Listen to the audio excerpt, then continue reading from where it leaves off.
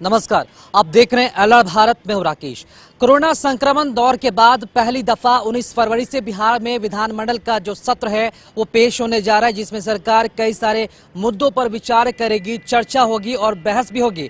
और आपको ये भी हम बता दें चले कि कोरोना दौर के बाद पहली बार बजट सत्र भी पेश किया जाना है, जिसे लेकर जो चर्चा का बाजार है वो भी राजनीतिक गलियारों में तेज हो चुका है।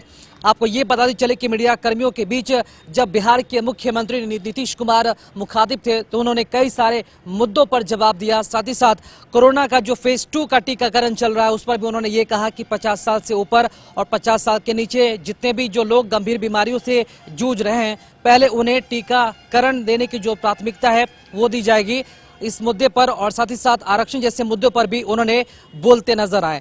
क्या बता रहे हैं नीतीश कुमार, वो भी हम आपको सुनाते हैं।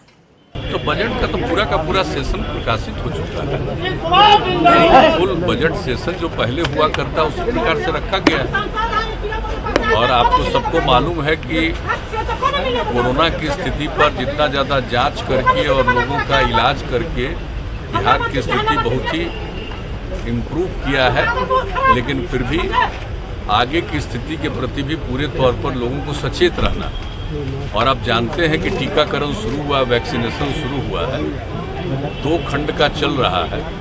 अब इसके बाद जो 50 साल से अधिक उम्र के लोग हैं और 50 साल के कम उम्र के लोग जो गंभीर बीमारी से ग्रस्त हैं उनका टीकाकरण कराया जाएगा। और ये टीकाकरण जो पूरे देश में कराया जा रहा और यहाँ से वैक्सीन दूसरे जगहों पर भी गया है, तो इसका लाभ लोगों को मिल रहा है और लोग सुरक्षित होंगे, कोरोना का प्रभाव उन पर नहीं पड़ेगा, वंचित होंगे। इसी को ध्यान में रख के सब काम किया जा रहा है। ये सब काम किया जा रहा है, सब लोगों के लिए किया जा रहा है, ये आप सबको पता है। वैसी स्थिति में देखा गया कि बजट का पूरा सत्र हम लोग रखेंगे और जो पहले से जिस प्रकार से सत्र की कार्यवाही होती थी उस तरह से सत्र की कार्यवाही होगी।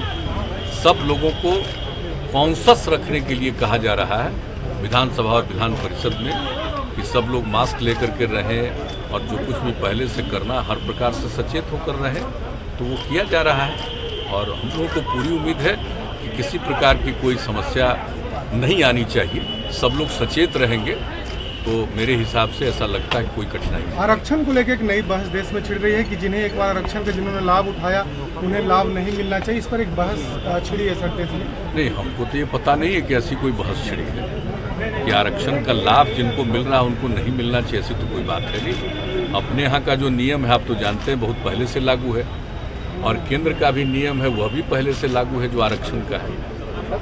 तो जो कुछ भी लोग और आर्थिक आधार पर जो लोग भी, चाहे वो पिछड़ा वर्ग के नहीं थे, अनुसूचित जाति या जनजाति के नहीं है, वैसे लोगों के लिए भी आरक्षण का प्रावधान कर दिया गया है। तो मेरे हिसाब से तो ऐसा कुछ नहीं है कि जो आरक्षण का प्रावधान है वो प्रावधान नहीं चलेगा। हाँ, आरक्षण के प्रावधान में कोई परिवर्तन की बात हो, जैसे दिल्ली हम लोगों के यहाँ तो जो पिछड़े वर्ग के लिए आरक्षण है उसमें पिछड़ा वर्ग और अति पिछड़ा वर्ग 2 अलग आइडेंटिफाइड है।